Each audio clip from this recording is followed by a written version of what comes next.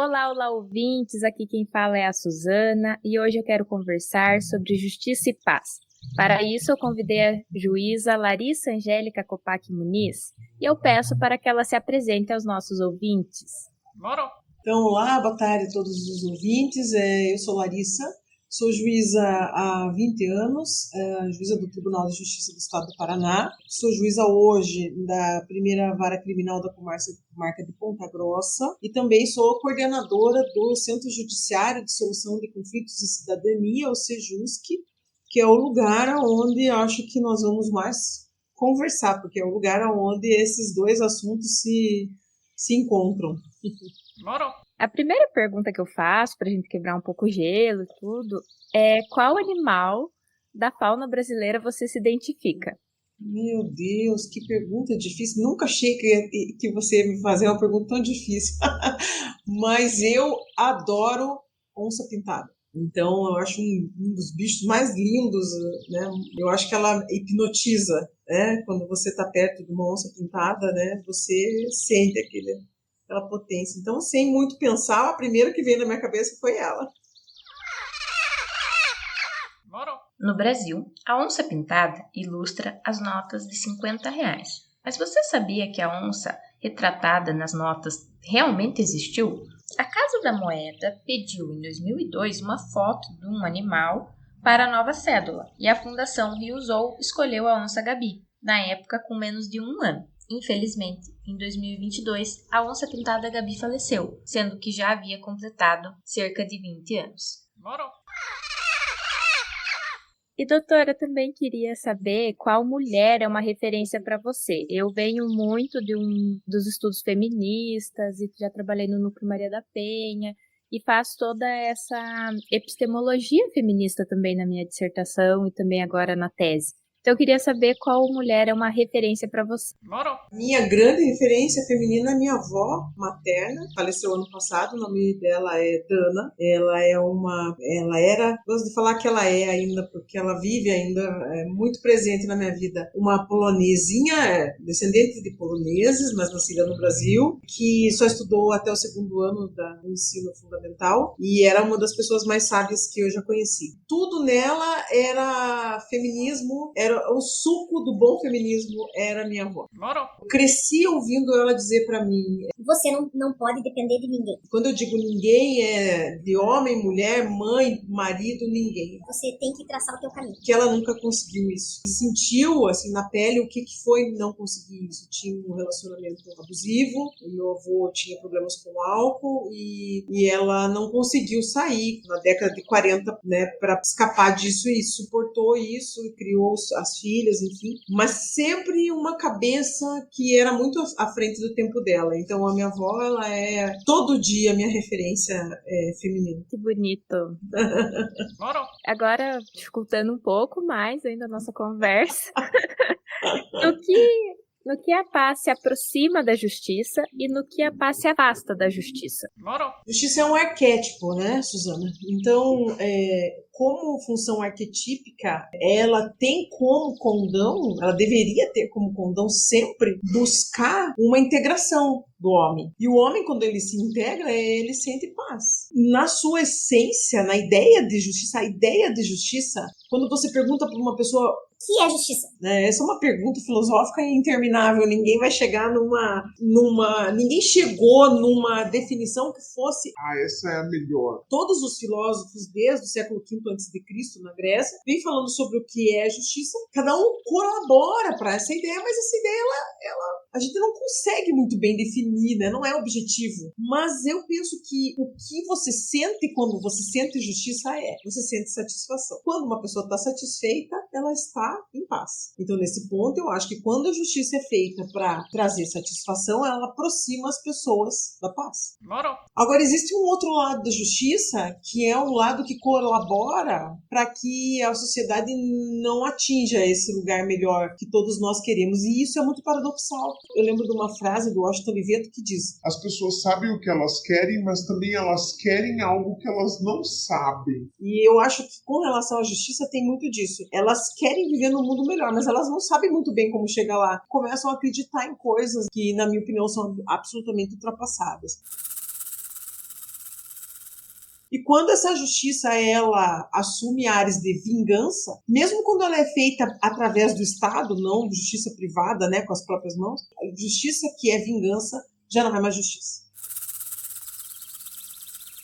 Você tem um podcast que você participa com outros juízes, né? Você acha que é isso? Que é sobre justiça restaurativa. O que é justiça restaurativa? Explica para os nossos ouvintes. Então, justiça restaurativa, para mim, hoje, depois de 10 anos trabalhando com ela, é um modo de vida, né? A justiça restaurativa é um jeito de estar no mundo com as pessoas, e não contra as pessoas. É uma justiça que aposta no ser humano e no diálogo. É uma justiça que se desprende do processo, do formalismo, para tentar alcançar um nível de entendimento que passa pelo diálogo, passa pelas pessoas entenderem que quando um ato violento acontece, pessoas sofrem danos, e quem sofre danos precisa de reparação, e as pessoas que cometem danos precisam se responsabilizar e reparar esses danos na medida do possível. Quando a gente fala em restaurar, é porque no restauro nunca se volta ao estado anterior. E essa é uma condição com a qual o ser humano tem se deparado, e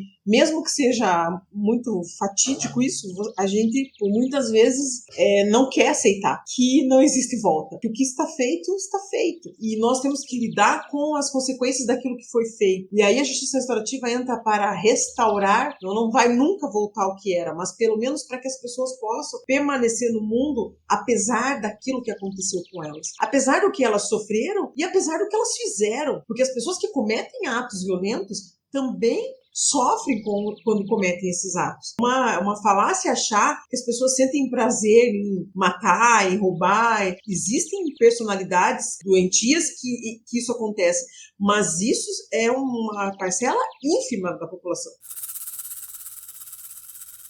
A maioria das pessoas não sai de casa pensando hoje eu vou ser o pior que eu quiser. Aliás, todo mundo levanta de manhã querendo dar o seu melhor, mas às vezes o seu melhor é muito pouco ou quase nada. E eu acho que é aí que a justiça restaurativa se encontra com os estudos para a paz, porque nos estudos para a paz também, por um bom tempo a gente fala sobre resolver conflitos, e agora a literatura já evolui para transformar os conflitos, porque os conflitos eles vão continuar existindo, só que eles não precisam ser manejados de maneira violenta. Eles podem ser dialogados, eles podem ser construtivos, dialógicos e também compartilhados, né? Então as pessoas podem trocar as angústias que elas têm. E isso faz com que a gente tenha uma aproximação dos estudos para a paz com a justiça restaurativa. Concordo, inclusive essa noção, né, de resolução de conflitos, antes se falava em métodos alternativos, depois se passou para métodos adequados para a solução de conflitos. E agora a gente vem falando de transformação de conflitos. Veja, resolução de conflitos, eu acho que é meio utópico, assim. Porque o que a gente tem que entender é que o conflito é algo que movimenta o ser humano como uma energia vital, né? Nós vivemos num planeta em que todas as pessoas estão em conflito, porque não tem ninguém igual. Por mais que a gente pense, e quem está ouvindo o podcast pode fazer um exercício agora, pensar em pessoas que ela ama muito e pense o quanto essas pessoas gostam das mesmas coisas que você gosta, de tudo, quero que vocês pensem em tudo, né? Desde comida até o gosto musical e passando pelo partido político, e vocês vão descobrir que não existe na face da Terra ninguém que pensa como você. Então isso para dizer o quê? Isso para dizer que o conflito ele é inerente de uma vida em sociedade. O que acontece, então, não é que nós queremos uma sociedade sem conflitos, porque o conflito ele também é gerador de boas coisas. Quando coisas estão em conflito, o ser humano tem capacidade de se reunir e transformar aquilo em coisas boas. Não precisamos de um olhar diferente para ver assim, o meio pelo qual eu quero resolver o conflito que não é bom. Não o conflito em si. O conflito em si está ali, está posto. E aí eu vou ver o que eu vou fazer com isso. Quando a gente fala em transformar, é que realmente parte desse pressuposto que os conflitos não vão acabar, é porque eu preciso, então, encontrar um lugar para botar eles de uma maneira diferente, eu preciso, né, atuar nisso. Mas quando eu digo eu, não sou eu, a Larissa, juíza, o Estado, juiz. A justiça restaurativa, para mim, é uma das versões mais plenas de democracia, porque você chama essas pessoas para quê? Portadoras do conflito, você chama elas para a mesa e diz, olha, vem aqui, eu vou contar para você, eu vou te ajudar, eu tenho uma ferramenta Eu posso ensinar para você um jeito diferente de resolver isso, mas não vou ser eu que vou fazer. Quem está sofrendo é você. Então, quem tem que dizer como isso vai ser resolvido são as pessoas que fazem parte desse conflito. Então, é essa pegada da justiça restaurativa que devolve autonomia para as pessoas. Isso tem tudo a ver com democracia. Isso é lindo demais. Porque nós vivemos ainda, nós estamos vivendo uma era democrática depois de um golpe militar, mas ainda muita coisa, resquício daquele tempo autoritário, permanece nas instituições brasileiras, como, por exemplo, essa história de que o Estado sempre diz o que a pessoa tem que fazer. E a justiça restaurativa, ela vem nessa ideia contracultural de trazer autonomia para essas pessoas. E acho que a gente entra agora numa coisa que toca tanto você quanto eu, que é as pessoas que são formadas no curso de Direito, que nós somos formados para entender o conflito e para lucrar em cima do conflito. Então, como você vai conseguir clientes, ou no caso, como o Estado vai julgar, mas nós não aprendemos sobre a paz. Então, pelo menos assim, eu me formei em 2019 e entrei em 2015. Eu não tive nada sobre paz. Até tive sobre mediação e conciliação, porque estava no novo Código de Processo Civil, então tinha que ser dado. A ideia de conflito na forma com que eu estudo hoje não apareceu. E eu vejo que os meus colegas estão muito afastados disso. Como que foi para você? Como é que você se formou nisso? Como que você vê isso? Eu me formei no ano 2000. Eu sou uma primeira turma do segundo milênio, né? Eu não tive nada disso.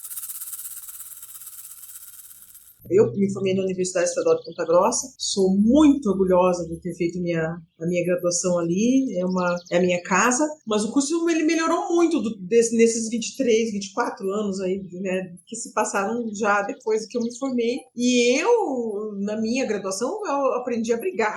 Eu aprendi o combate, né? Aprendi a ir lá e ir até o final. E aprendi a ser punitivista. Então, quando eu conheço a justiça restaurativa, então eu saio da faculdade no ano 2000, em 2004 eu passo no concurso. E durante 10 anos eu caminhei nessa estrada. E aí, em 2014, eu conheci a justiça restaurativa e mudei o rumo da minha trajetória profissional e pessoal. Então, realmente, essa é uma realidade. Os cursos de direito, eles não investem em pessoas que pensem fora da caixa do punitivismo. E eu falo aqui um pouco mais da parte que eu todo dia, que é a seara criminal, né? Eu sempre digo que para o crime nós temos sempre uma resposta única, né? Ou tínhamos, agora talvez não posso afirmar isso com tanta certeza, que assim, é sempre pena. E em qualquer das suas nuances, uma pena de multa até uma pena privativa de liberdade, mas é pena. Agora nós começamos a trabalhar com acordo de não persecução penal há 4 anos, para evitar que a pessoa tenha uma pena privativa de liberdade. Então todas essas coisas que vêm antes, suspensão condicional do processo,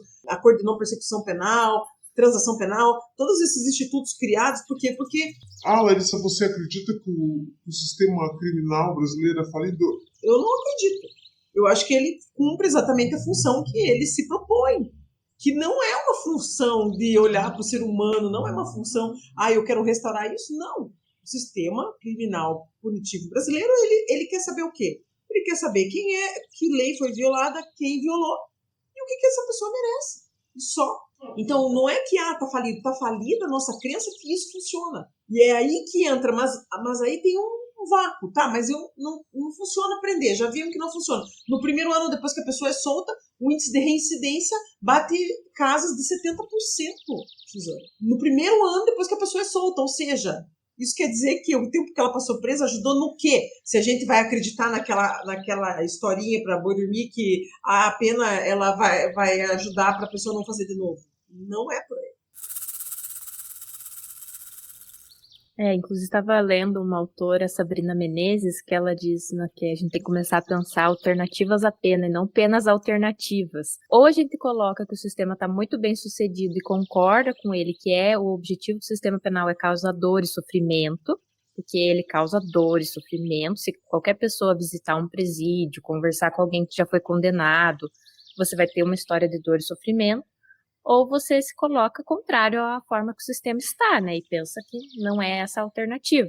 E aí nós temos que pensar alternativas para o sistema. Morou. Mas agora voltando também um pouquinho lá, quando você falou sobre a sua avó e tal, eu percebi no podcast da Justiça Restaurativa e Literatura que vocês falam sobre a questão da mulher dentro da justiça. Muito. E um dos episódios que eu mais gostei foi o do Alto da Compadecida. Primeiro porque é o Alto da Compadecida, né? Então acho que todo brasileiro gosta desse livro. E depois porque vocês falam sobre a perspectiva de Maria barra mãe barra misericórdia barra justiça. A justiça, ela é representada também como uma mulher. Então, quando a gente vai comprar um bibelô de justiça ou quando você ganha um colarzinho da justiça, é uma mulher, né? A de quer. Como que você pensa a relação paz, mulher e justiça? Primeiro que eu acho assim, o Alto da Compadecida, para mim, foi um dos podcasts que eu mais gostei de gravar. Acho que até percebe-se ali, né?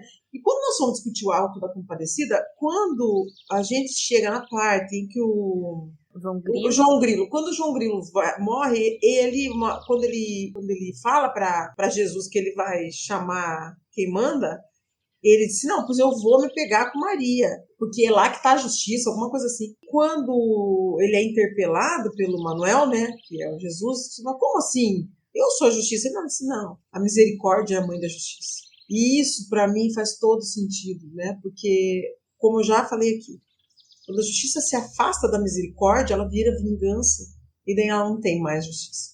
E é muito interessante, porque não é só na Grécia que o símbolo da justiça é mulher.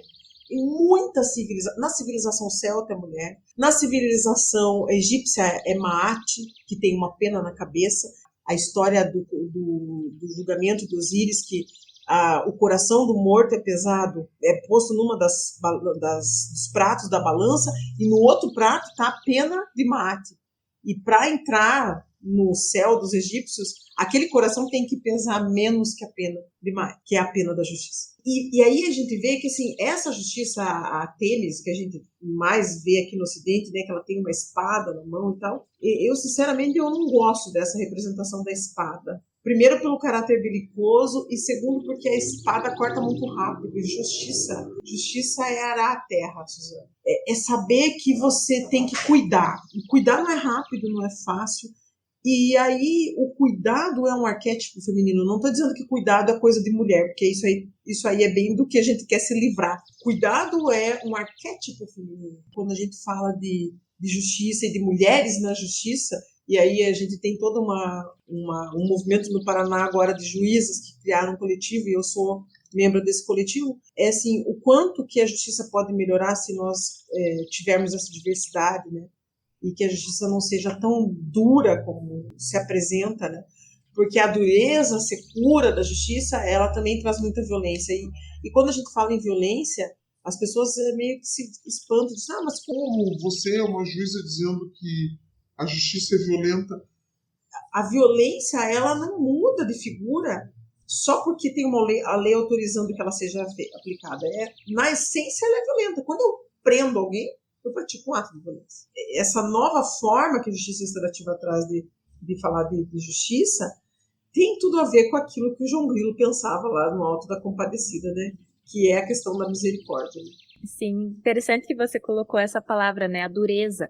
E eu lembro que um dos primeiros trabalhos que eu fiz sobre direito das mulheres, foi analisar a etimologia da palavra mulher. Vem de mole. Então é exatamente o oposto de dureza, de duro. Então, e já vem com aquele aspecto de que a mulher é mole, ou seja, já é pejorativo, já é uma coisa assim frágil, ruim. Mas eu vejo ao contrário, eu acho que a mulher ela é mole, mas ela é maleável, ela se ajusta melhor, ela se adapta melhor, ela entende melhor. Isso são coisas que foram atribuídas a nós pela convivência social e por anos e anos de que nós somos apaziguadoras, né? Então, às vezes eu vejo que há muito uma relação de mulher-paz, mas através de sermos seres apaziguadores. Né? Então, a mulher tem que pôr panos quentes, tem que passar pano, tem que baixar. Esse entendimento não é aquele que eu tenho da função da mulher na paz. Nem o meu. Exato, mas uma outra perspectiva de que é um olhar mais humano, mais cuidadoso, respeitoso, solidário. Essa outra característica que a gente tem que fortalecer, né? Não endurecer. Também concordo. E agora, fazendo uma inversão aqui, porque o podcast ele tem esse objetivo também, o meu, né? que é fazer a inversão dos papéis. Então, eu queria saber se você tem uma pergunta para mim. Eu tenho, posso fazer assim. Eu queria saber, bom, você falou que você ouviu os podcasts, né? E você disse que o Alto da Compadecida foi um dos que você mais gostou. Teria algum outro livro que você leu e foi ouvir? Porque eu acho que você foi ouvir aqueles livros que você gostava mais, né? Sim, eu fui e um dos que eu retornei foi O Estrangeiro, porque foi um livro que eu li até na época que eu fazia estágio. O advogado tinha esse livro na estante e um dia ele falou pra mim assim: Quando você não tiver nada pra fazer aqui no escritório, dá uma lida aí nas coisas, né? não fica desocupada, né? E aí eu fui ler O Estrangeiro e eu lembro que eu comecei a ler no estágio e daí eu falei pra ele: posso levar pra casa? Porque eu tava assim muito animada lendo. E aí eu fui, ele falou: pode levar, amanhã você traz. No outro dia eu já tinha terminado, então eu li muito assim rápido. E a partir daquele dia mudou a minha perspectiva, mais do que uma aula do curso de Direito. Aquele dia eu pensei assim, não é por aí. Então eu repensei o direito penal aquele dia, né? E eu voltei, daí eu falei com o advogado, né, o Manuel na época, ele tinha muita paciência comigo.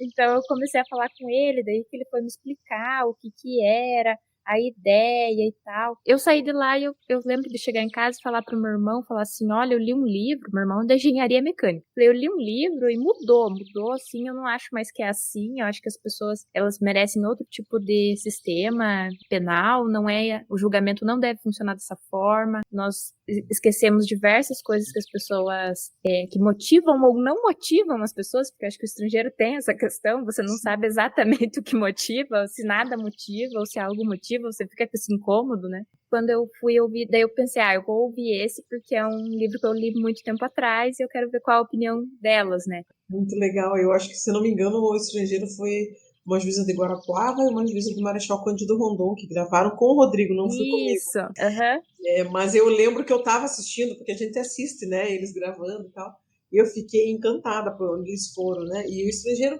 o que me pega no Estrangeiro é aquela coisa do... Ele foi condenado porque ele não chorou no velório da mãe dele. Todo o resto, né, assim, era firula para aquilo.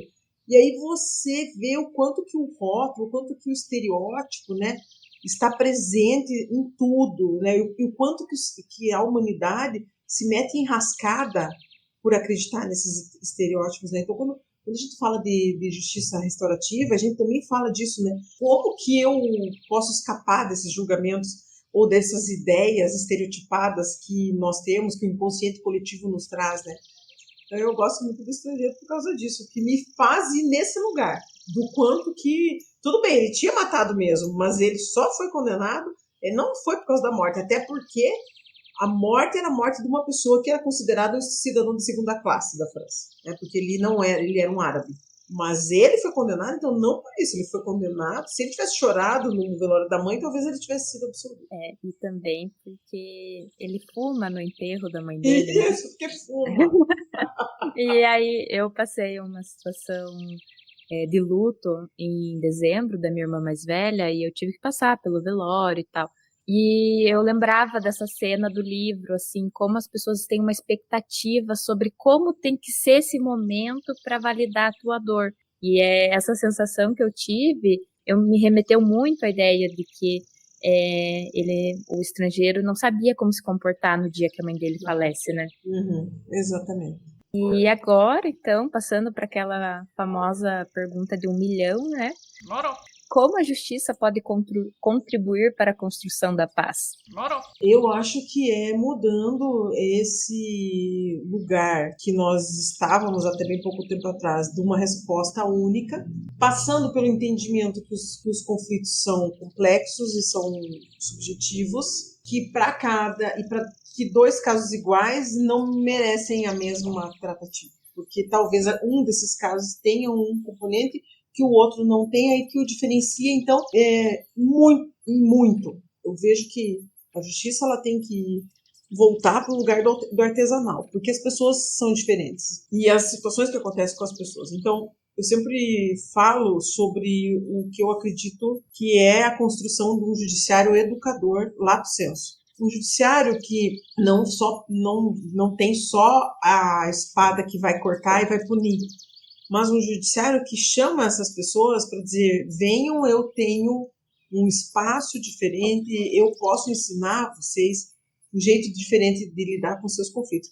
Então, eu acredito muito nesse lugar, né, do judiciário, porque eu também acredito que é uma justiça inteligente. Você sai do mecanicismo e vai para uma justiça que, para mim, é muito mais sedutora, né? Quer dizer, me chama muito, porque eu sempre falo, quando eu dou aula para juízes que recém tomaram posse, o Estado brasileiro não passou vocês por uma prova, por uma sequência de provas tão difíceis para que vocês venham replicar o que está sendo feito desde que o judiciário foi instalado no Brasil, no Império.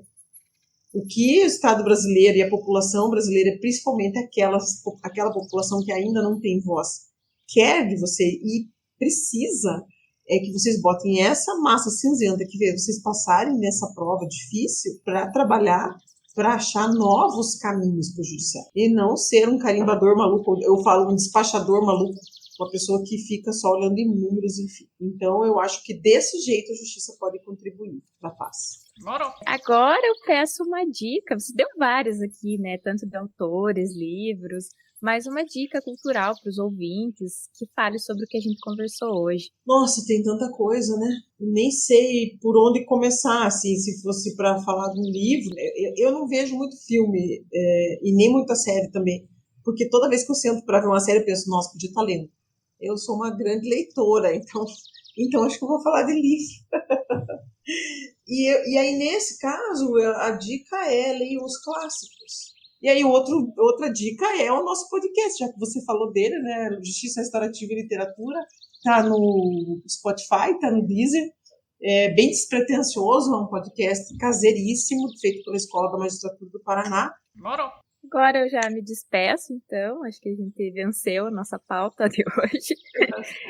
Eu quero dizer que foi um prazer papagar com você. Eu espero que você e os nossos ouvintes tenham voos tranquilos e até o próximo episódio. E convido você a se despedir também dos ouvintes.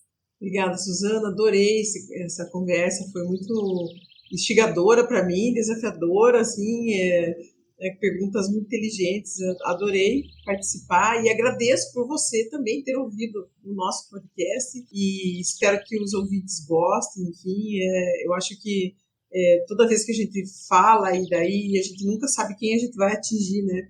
E espero que as conversas que nós vamos conversar com pessoas, né? As pessoas vão escutar e elas começam a conversar com a gente. E espero que sejam grandes conversas e grandes voos. Moro.